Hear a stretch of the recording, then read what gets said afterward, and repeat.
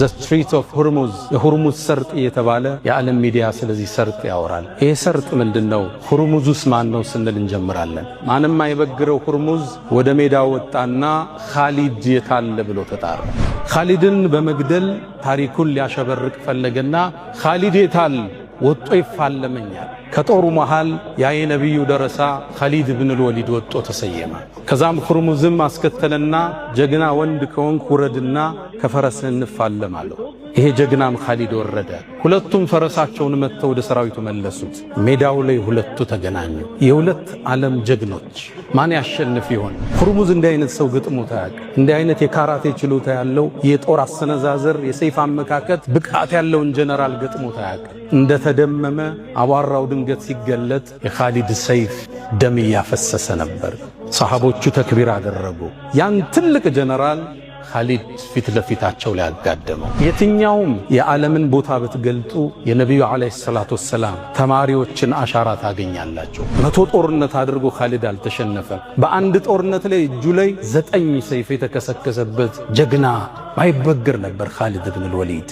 እሱም የሚተካው እስካሁን አልተገኘም። የሱን የጦርነት ስትራቴጂ የሚተካው አልተገኘም። ሮሞች እንኳን ቅድም ያልኳችሁን ፐርሺያን ኢምፓየርን ያሸነፉት ሮሞች እነሱን ሊጋጠም አሰላለፋቸውን ላይ ከፍ ካለ ቦታ ላይ ወጣ።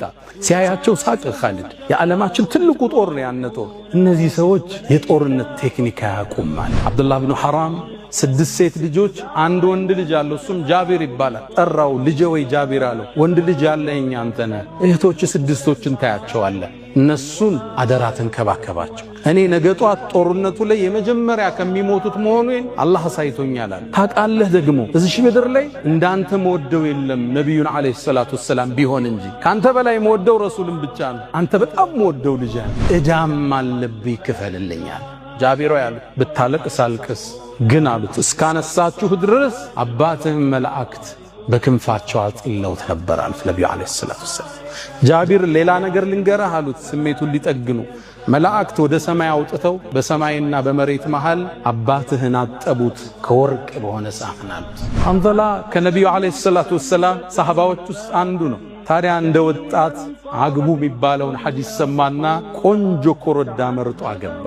ጫጉላ ላይ ነበር። ሃኒሙኑን እያሳለፈ ያለ የኡሁድ ጦርነት ጥሪት ሰማ። ቤቱ ገባ። ባለቤቱ ጋር ገብቶ ግንኙነት አድርገው ነበር።